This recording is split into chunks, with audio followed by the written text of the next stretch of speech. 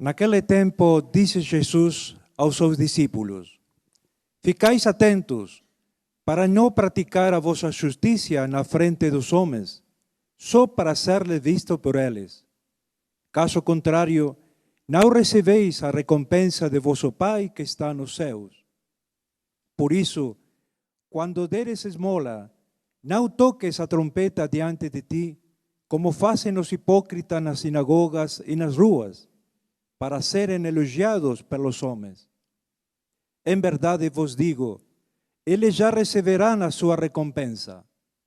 Ao contrário, quando deres esmola, que a tua mão esquerda não saiba ao que faz tua mão direita, de modo que a tua esmola fique oculta, e teu Pai, que vê o que está oculto, te dará a recompensa.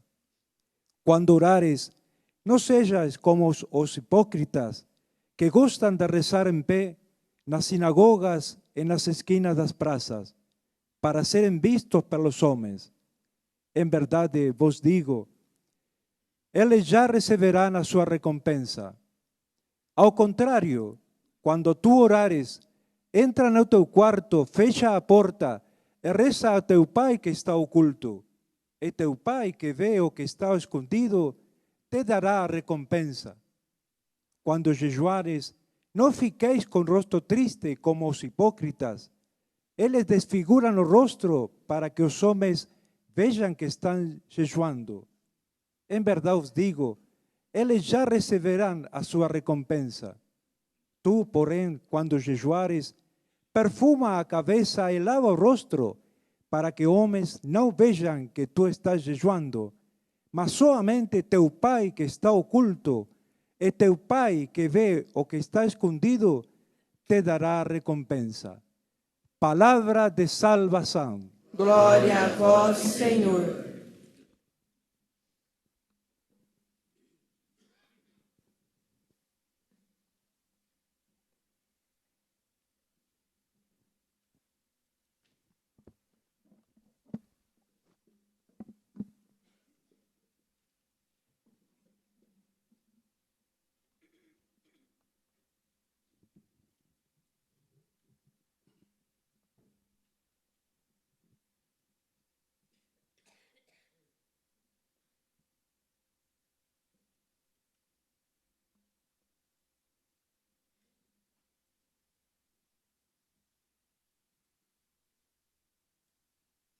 Como todas as realidades,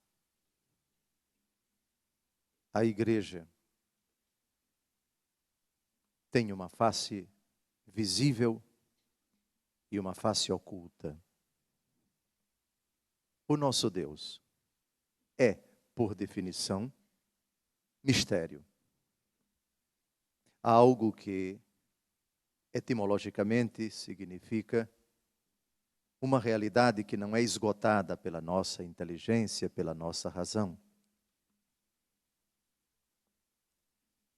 O abismo da ciência, da sabedoria de Deus. Assim termina São Paulo, um dos capítulos da sua carta aos Romanos. O nosso Deus é, em princípio, oculto. Ele, diz o Salmo, habita em luz inacessível. É verdade que ele se nos revelou na plenitude em Jesus Cristo e na força do seu Espírito Santo. Se não fosse iniciativa dele, ele permaneceria sempre oculto, inacessível aos homens.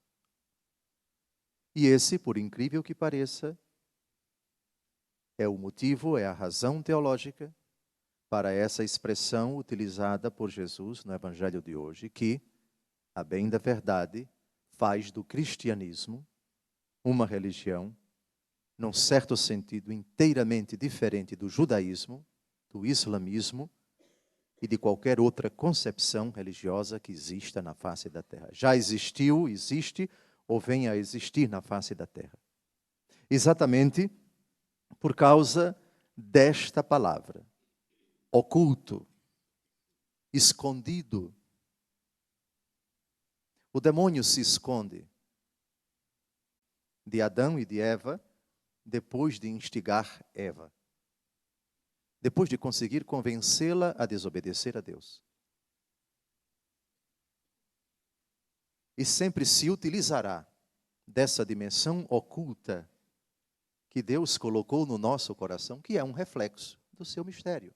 Façamos o homem a nossa imagem e semelhança. Se Deus é oculto, dentro de nós existe uma dimensão, na nossa constituição psicossomática, existe uma dimensão oculta, escondida, que pode ser um trunfo de Satanás, e que Jesus quer que seja o trunfo da sua graça em nós. A dimensão externa da prática da nossa fé é importante. O apóstolo São Tiago diz, no seu capítulo 2, que a fé sem as obras é morta. A fé tem um elemento que se visibiliza, que se expressa, que se traduz em gestos concretos. E isso vai ser levado em conta no dia do juízo. Tive fome e me deste de comer. Tive sede e me deste de beber. Estive nu e me vestistes. Preso e me visitastes. Enfermo e fostes ver-me.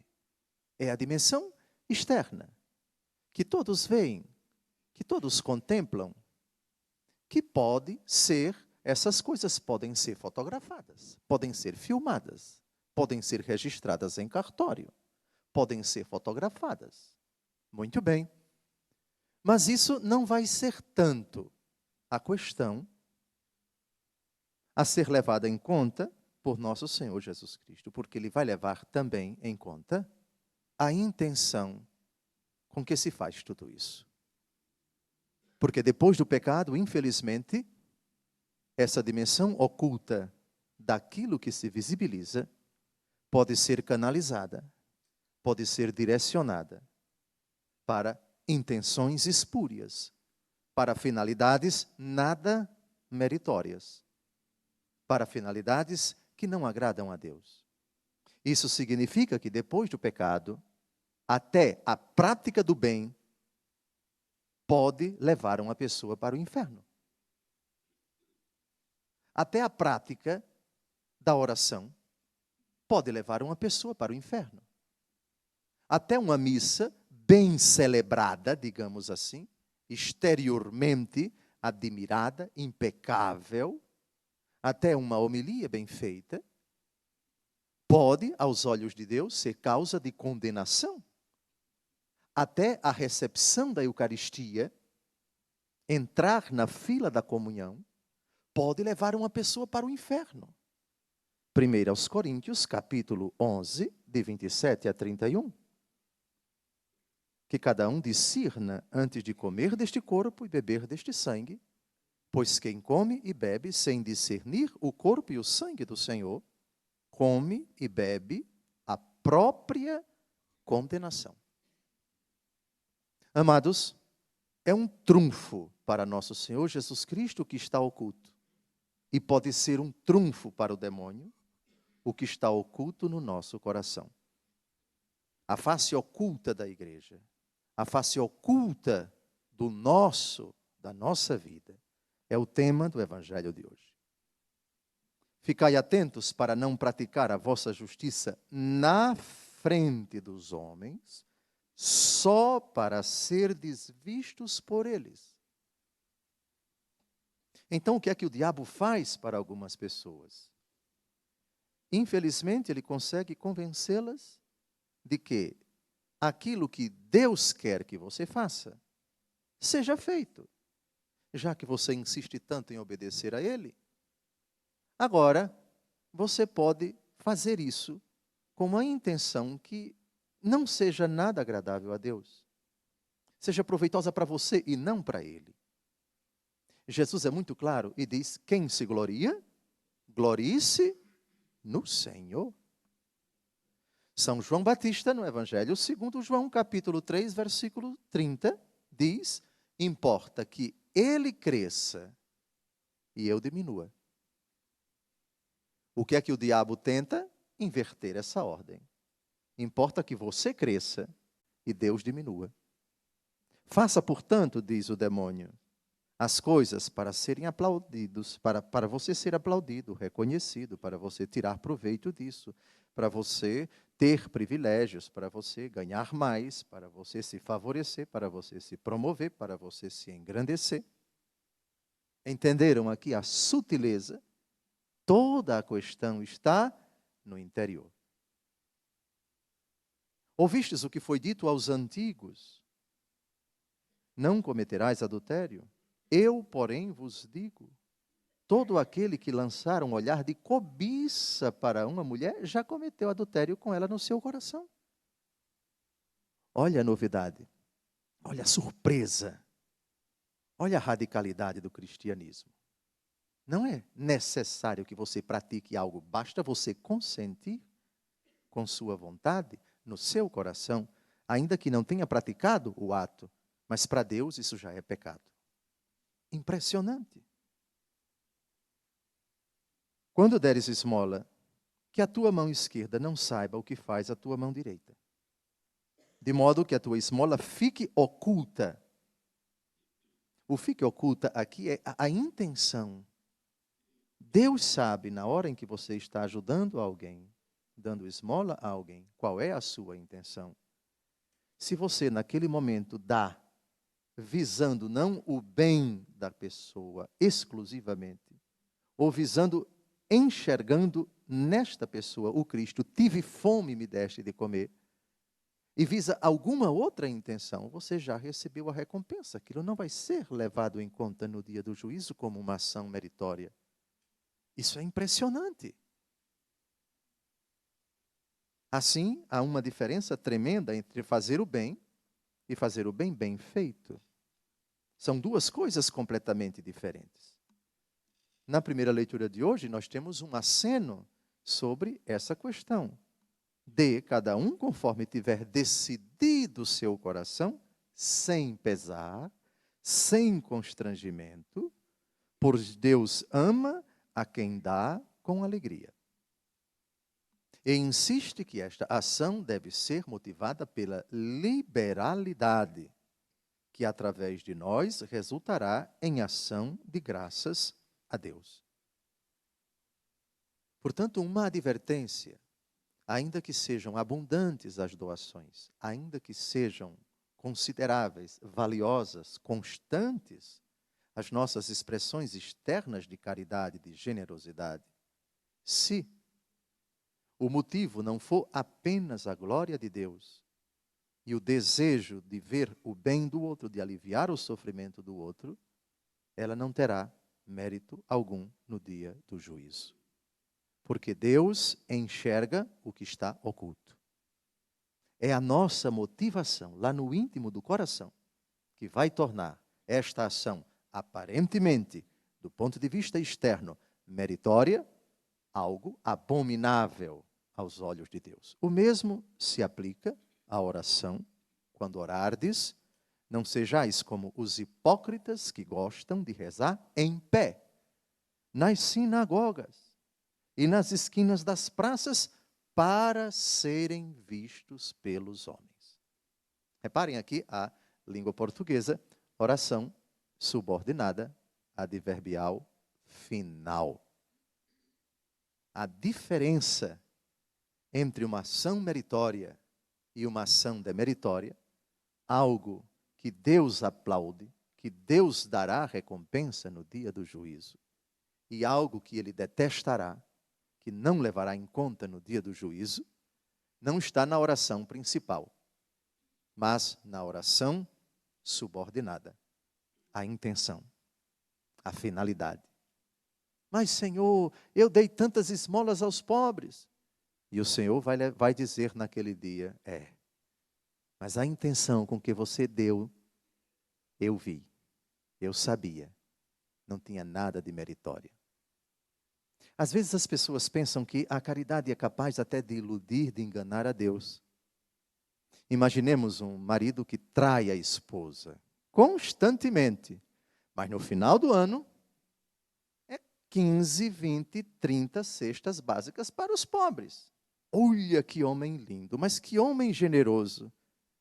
Deus enxerga o que está oculto no coração dele. Não pense, querido irmão, que traindo sua esposa, com a amante, seja lá com quem for, que você está enganando a Deus com essas cestas básicas. Não, mas eu fiz para ajudar os pobres. Deus vê o que está oculto. As pessoas podem enganar as outras. É muito fácil enganar o Papa, os bispos, os sacerdotes. É muito fácil enganar as pessoas. A Deus ninguém engana. E Deus, que vê o que está oculto, te recompensará. Quando tu orares, entra no teu quarto, fecha a porta e reza ao teu Pai que está oculto. E o teu Pai que vê o que está escondido, te dará a recompensa. Aqui nós temos uma diferença. É o que está escondido em nós e o Pai oculto. O Pai que ninguém vê com os olhos, mas que está em toda parte, que sonda os rins, que perscruta os corações. As profundidades de Deus, conhecidas pelo Espírito Santo, Romanos capítulo 8, de 26 a 28. Amados, a face oculta da igreja, aquela que só Deus vê. Aquela que Deus sonda, que Deus perscruta. A face oculta da minha vida, da sua vida, da nossa vida. Filhos caríssimos, feliz o homem que respeita o Senhor e que ama com carinho a sua lei. Sabem qual é a etimologia da palavra respeita? O verbo respeitar vem de res pectum, pectoré, no peito. O peito é o lugar onde está o coração, e o coração simboliza o íntimo de nossa alma. Portanto, respeito é muito mais do que uma atitude de reverência externa. Oh, chegou meu pai, bênção pai. Olha que respeito, certo, exteriormente é uma atitude respeitosa. Inclinar-se diante da mãe, não levantar a voz contra a mãe, é uma atitude de respeito. Até a mãe diz, olha, você me respeite. Correto, correto, certo. Mas, para Deus, o respeito é conhecido como uma atitude interior, de profunda reverência, de um temor reverencial, filial, de uma criatura que se espanta positivamente diante do seu Senhor. Esse é feliz, o que respeita o Senhor. Aquele que sabe que é de dentro do peito, lembram de uma música que diz que amigo é coisa para se guardar debaixo de 7 chaves, que sai de dentro do peito? Pois bem, é no peito, é no coração que deve de fato existir, sair, brotar, motivar-se o verdadeiro respeito externo, exterior, que brota da face oculta de cada um de nós. Termino essa homilia de 15 segundos, convidando todos a entrar no oculto do seu coração e a fazer uma profunda revisão de vida. Meu Deus, que a partir de hoje, e mais do que antes, e até o fim da minha vida, eu compreenda verdadeiramente que tudo aquilo que eu disser, que eu fizer em termos de jejum, de mortificação, de oração, de esmola, as 3 práticas do Evangelho de hoje, quando jejuares, que lavai o vosso rosto, perfumai o vosso rosto, para que as pessoas não saibam que estáis a jejuar. E Deus, que vê o que está oculto, te recompensará. Se tu, ao invés, fizeres isto para que os outros percebam, para que os outros saibam, tu acabaste de direcionar para as criaturas e não para o Criador a tua ação. E ela, consequentemente, deixa de ser meritória. Meu Deus, vós que sondais os rins, que perscrutais os corações, ajudai-nos a entrar no íntimo do nosso coração. Tu que és o Deus oculto, ajuda-nos a sondar as profundezas do nosso coração. O Salmo 63, versículo 7 diz, é um abismo o coração do homem. Ninguém conhece o coração do homem. Deus que vê o que está oculto, esse conhece. E é isso com que devemos nos preocupar nas nossas ações meritórias. Louvado seja nosso Senhor Jesus Cristo. Para sempre seja louvado.